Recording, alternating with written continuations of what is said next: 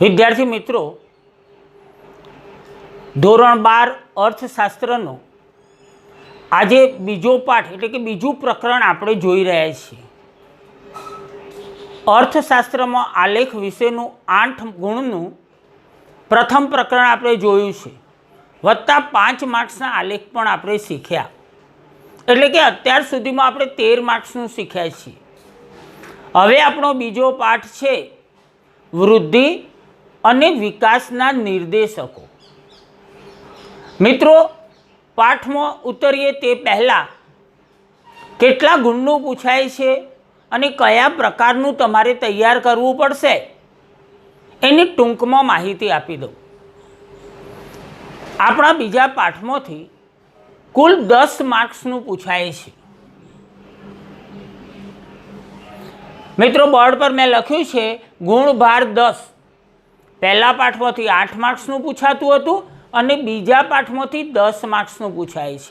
ફરીથી એકવાર તાજું કરાવી દઉં, પહેલા પાઠમાંથી પણ લોંગ ક્વેશ્ચન એટલે કે 5 માર્ક્સનો પ્રશ્ન પૂછાતો નહોતો અને આ પાઠમાંથી પણ 5 માર્ક્સનો પ્રશ્ન પૂછાતો નથી, એટલે તમારે ટૂંકનો જ સુધીનું તૈયાર કરવાનું છે।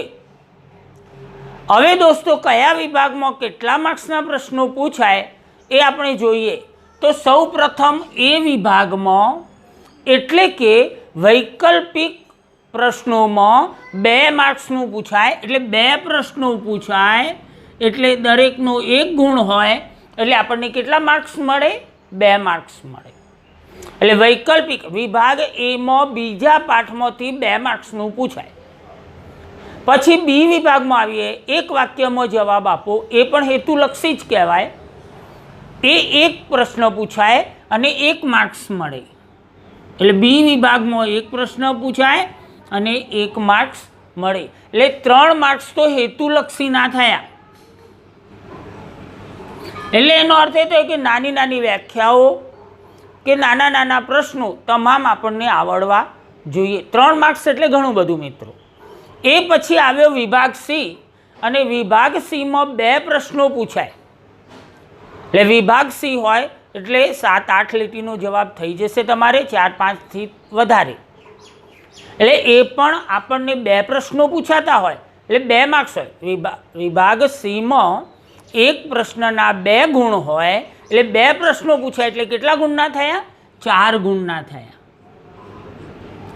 અને વિભાગ ડીમાં 1 પ્રશ્ન પૂછાય એટલે વિભાગ ડી 3 ગુણનો હોય, દરેક પ્રશ્નના 3 ગુણ હોય એટલે 3 માર્ક્સ એ મળે, અને એનો સરવાળો કરશો એટલે કેટલો થશે? 10 ગુણ તમે મેળવી શકો। બહુ જ સરળ, વિદ્યાર્થીઓની ભાષામાં કહેવું હોય તો સહેલામાં સહેલું પ્રકરણ એટલે વૃદ્ધિ અને વિકાસ। મિત્રો, હવે બીજી વાતો કરીએ એ પહેલાં આપણે આપણા વિષય પર આવી જઈએ। વૃદ્ધિ અને વિકાસ આમ તો સમાનાર્થી લાગતા શબ્દો છે। આપણે તો એવું જ કહીએ વૃદ્ધિ થઈ કે વિકાસ થયો, ઝાડની વૃદ્ધિ થઈને ઝાડનો વિકાસ થયો, એટલે આપણને નોર્મલ જોઈએ તો સરખા થતું સમાન લાગે છે, પણ અર્થશાસ્ત્રની પરિભાષામાં આ બંને શબ્દોને આપણે સમજવા હોય તો ડીપમાં ઉતરવું પડે। એટલે વૃદ્ધિ એટલે શું અને વિકાસ એટલે શું? હવે હજુ પણ એક ચોક્કસ તમને કહી દઉં કે વૃદ્ધિ એટલે વધારો અને વિકાસ એટલે સુધારો, ગુણાત્મક પરિવર્તન થશે। હવે વૃદ્ધિ વિશે સૌ પ્રથમ આપણે જોવાનું છે મિત્રો, એટલે અહીં પ્રશ્ન લખેલો છે, તમે જુઓ પ્રશ્ન, આર્થિક વૃદ્ધિ તમને ગમે તે રીતે પૂછે, આર્થિક વૃદ્ધિ એટલે શું સમજાવો, આર્થિક વૃદ્ધિ એટલે શું તેની મર્યાદાઓ જણાવો। એ રીતે કોઈ પણ પ્રકારનો પ્રશ્ન પૂછાય તો તમારે એ પ્રશ્ન વાંચવાનો છે અને વાંચ્યા પછી કેટલો પ્રશ્નમાં શું શું સમાવેલું છે એ જોઈ અને એની લંબાઈ લખવાની છે। હવે ધારો કે એવું પૂછાયું કે આર્થિક વૃદ્ધિ એટલે શું, તો અહીં ધ્યાન આપો છો મિત્રો, એકદમ સરળ છે, ઉત્પાદનમાં વધારો। હવે ઉત્પાદન શબ્દ આવે એટલે 11મા ધોરણનો પાઠ યાદ કરો, ઉત્પાદનના સાધનો, મિત્રો કેટલા સાધનો? 4 સાધનો: જમીન, મૂડી, શ્રમ, નિયોજક. હવે આ 4 ઉત્પાદનના સાધનો જે ચીજ વસ્તુઓ કે સેવાઓનું ઉત્પાદન કરે છે એમાં વધારો થાય તો વૃદ્ધિ કહેવાય.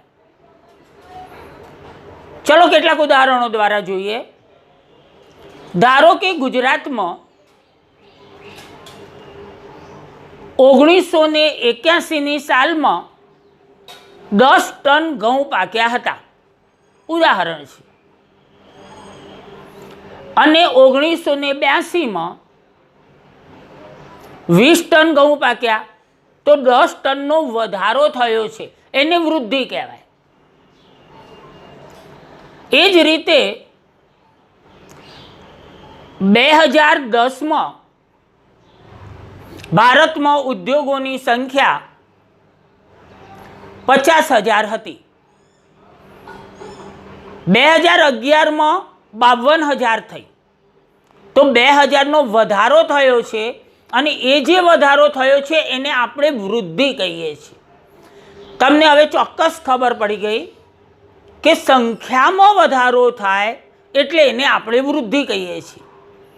ફરી એકવાર, કોઈ પણ સંખ્યામાં થતો વધારો, ચીજ વસ્તુઓના ઉત્પાદનમાં થતો વધારો.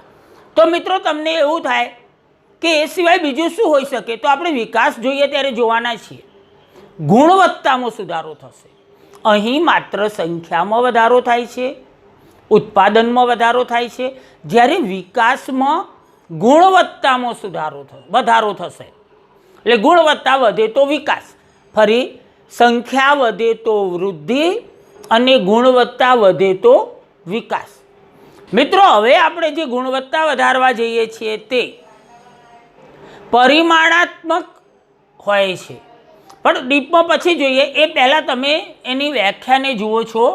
જનરલ એવો પ્રશ્ન પૂછે તમને બી વિભાગમાં કે આર્થિક વૃદ્ધિ એટલે શું? મિત્રો એક જ માર્ક્સનો પ્રશ્ન હોય, આર્થિક વૃદ્ધિ એટલે શું?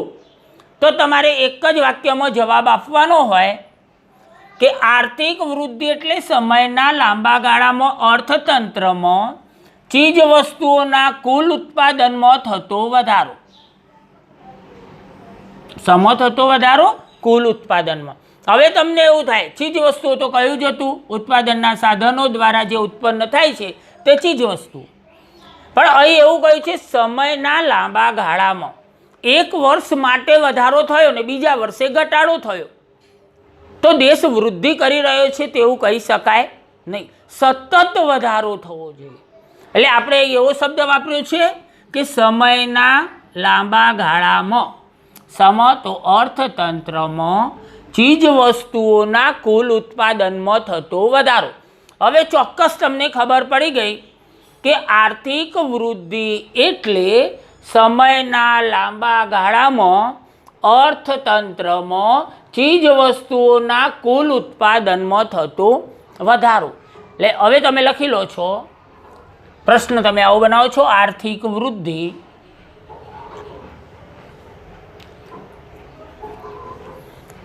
એની અંદર જવાબ લખો, પેરેગ્રાફ કરીને લખો. આર્થિક વૃદ્ધિ એટલે સમયના લાંબા ગાળામાં અર્થતંત્રમાં ચીજ વસ્તુઓના કુલ ઉત્પાદનમાં થતો વધારો.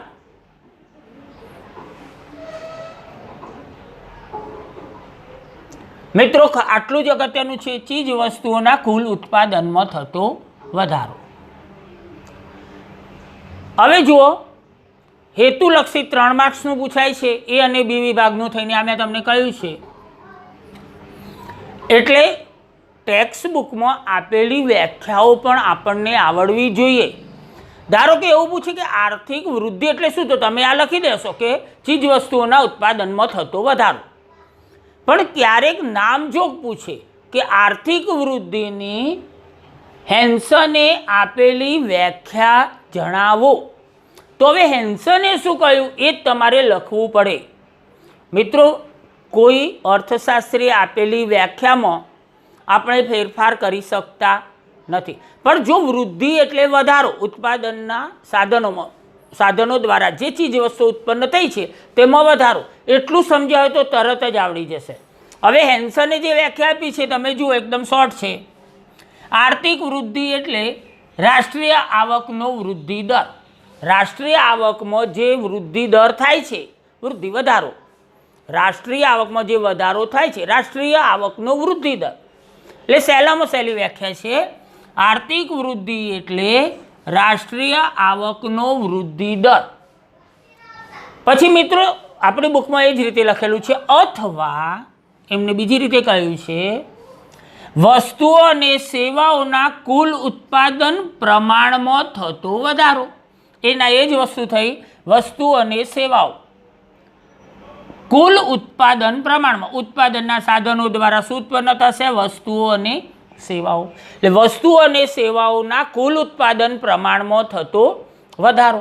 ફરી એકવાર હેન્સનની વ્યાખ્યા જોઈએ છીએ, પછી તમે લખશો, પહેલાં સાંભળી લો છો, સમજી લો છો. આર્થિક વૃદ્ધિ એટલે રાષ્ટ્રીય આવકનો વૃદ્ધિ દર, એટલે કે રાષ્ટ્રીય આવક વધે છે તે. આર્થિક વૃદ્ધિ એટલે રાષ્ટ્રીય આવકનો વૃદ્ધિ દર અથવા વસ્તુઓ અને સેવાઓના કુલ ઉત્પાદન પ્રમાણમાં થતો વધારો. હવે લખો છો મિત્રો તમે, હેન્સનની વ્યાખ્યા લખો છો. પહેલાં નામ લખો હેન્સન, પેરેગ્રાફ કરો છો, અવતરણ ચિહ્નો કરીને લખો. આર્થિક વૃદ્ધિ એટલે રાષ્ટ્રીય આવકનો વૃદ્ધિ દર અથવા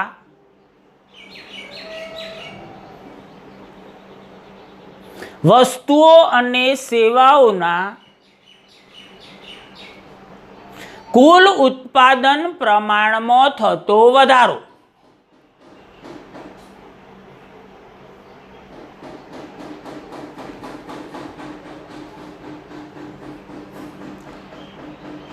હવે મિત્રો જુઓ, હેન્સન પછી આપણી ટેક્સ્ટ બુકમાં બીજી પણ વ્યાખ્યા આપેલી છે, સાયમન ક્રુઝનેટ.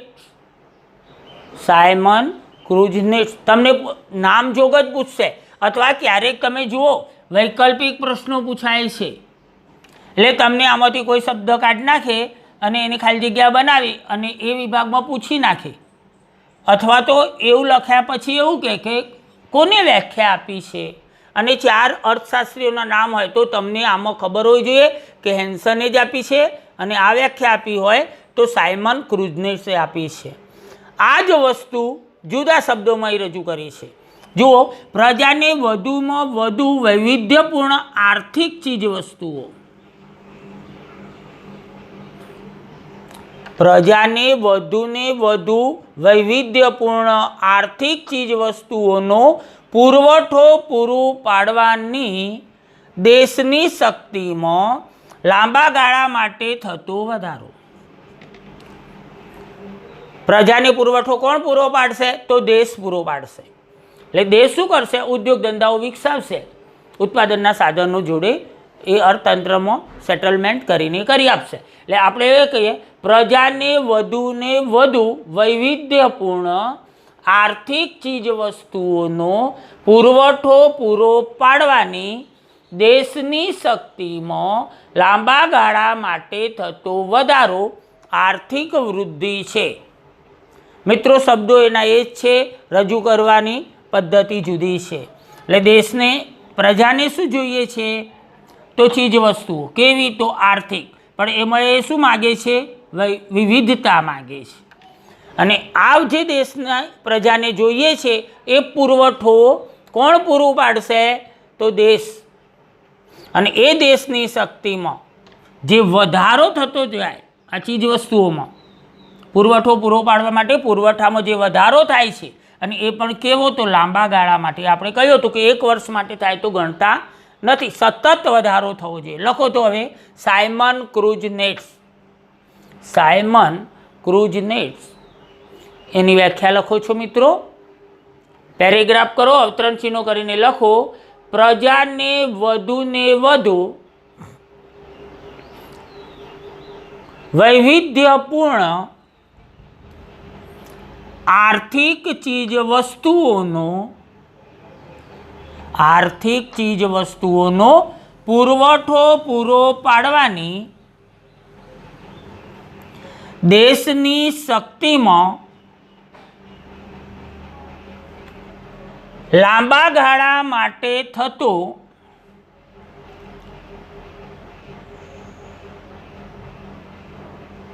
વધારો આર્થિક વૃદ્ધિ છે. વધારો આર્થિક વૃદ્ધિ છે.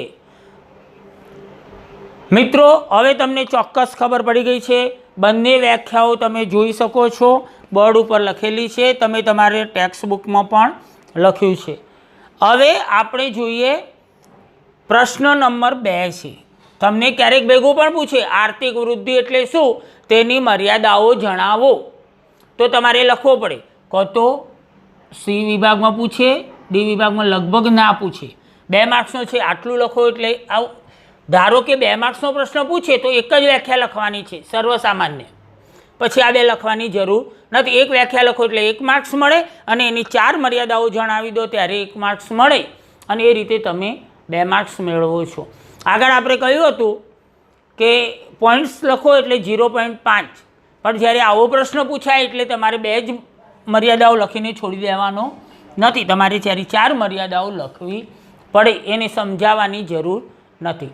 મિત્રો, હવે આ જ્યારે મર્યાદાઓની વાત આવે, વૃદ્ધિની મર્યાદાઓ, આર્થિક વૃદ્ધિ એટલે આર્થિક વૃદ્ધિ, અને આર્થિક વૃદ્ધિની મર્યાદાઓની વાત આવે ત્યારે સૌ પ્રથમ બરાબર યાદ રાખો કે આર્થિક વૃદ્ધિ કેવી છે, તો પરિમાણાત્મક છે. એક વસ્તુ ફરી વાર તાજું કરાવું, આર્થિક વૃદ્ધિ આવે ત્યારે પરિમાણાત્મક છે. હવે પરિમાણાત્મક એટલે શું? સંખ્યામાં વધારો. પરિમાણ વધે છે, પરિમાણ એટલે સંખ્યા. સંખ્યામાં વધારો થાય એટલે આર્થિક વૃદ્ધિ, અને ગુણોમાં વધારો થાય તો આર્થિક વિકાસ, એટલે ગુણાત્મક વધારો એમ કહીશું. ચલો એ પછી આપણે જોઈએ છે. અહીં માત્ર પરિમાણાત્મક છે, એટલે આર્થિક વૃદ્ધિમાં જે પરિવર્તનો આવે છે તે કેવો આવે છે? પરિમાણાત્મક. એટલે સંખ્યા વધે એટલે લોકોની સુખાકારી વધી છે. સુખાકારી એટલે કલ્યાણ, એવું આપણે કહી શકીએ નહીં. એટલે અહીં આપણે ગુણાત્મક પરિવર્તન આવે તો એવું કહી શકીએ. એટલે મિત્રો, તે માત્ર પરિમાણાત્મક પરિવર્તનોને જ ધ્યાનમાં લે છે. બીજી રીતે કહેવું હોય તો તે ગુણાત્મક પરિમાણોને ધ્યાનમાં લેતું નથી. પણ આપણે એટલું બધું લોંગ લખવાની જરૂર નથી, કારણ કે 1 માર્ક્સમાં બતાવવાનું આવશે તમારે. એટલે આપણે એવું લખીશું કે તે માત્ર, વારંવાર તમારે આર્થિક વૃદ્ધિ લખવાની જરૂર નથી. એટલે તે માત્ર પરિમાણાત્મક પરિવર્તનોને જ ધ્યાનમાં લે છે. લખો તો મિત્રો, પહેલું છે માત્ર પરિમાણાત્મક પરિવર્તનો જ ધ્યાનમાં લેવાય છે અથવા લે છે, બધું એક જ થશે.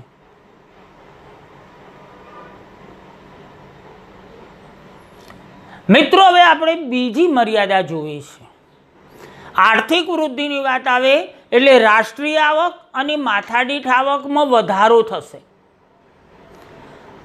રાષ્ટ્રીય આવક અને માથાદીઠ આવક વધશે, કારણ કે ઉત્પાદન વધે છે માટે. પરંતુ સંસ્થાકીય કે મનોવૈજ્ઞાનિક વલણો યથાવત રહે છે. હવે સંસ્થાકીય કેટલીક સંસ્થાઓ કામ કરી રહી છે.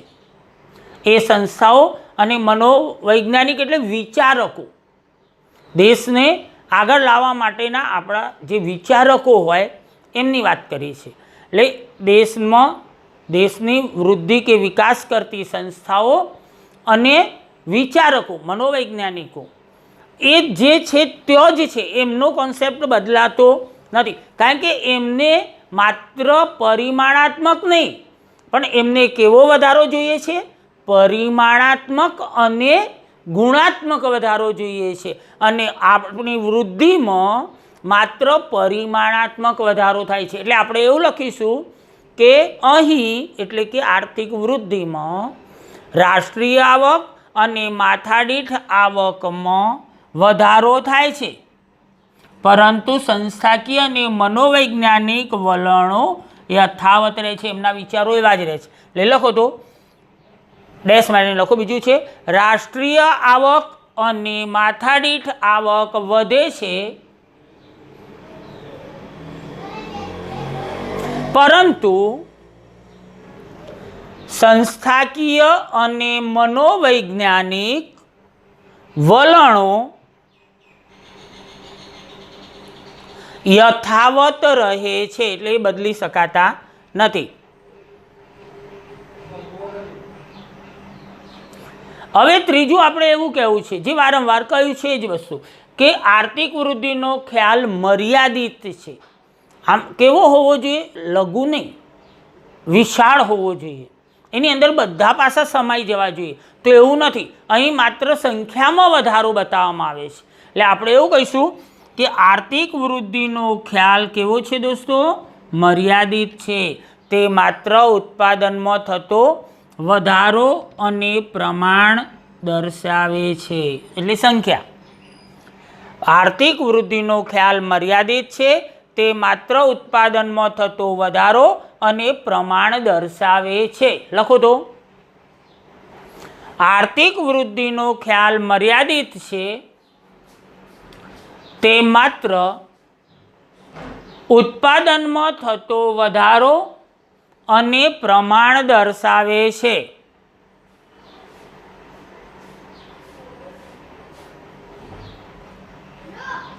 હવે દોસ્તો આપણે બધું જ કહ્યું, પણ અર્થશાસ્ત્રને કોની સાથે સંબંધ છે? તો લોકોની સુખાકારી એટલે કે કલ્યાણ સાથે સંબંધ છે.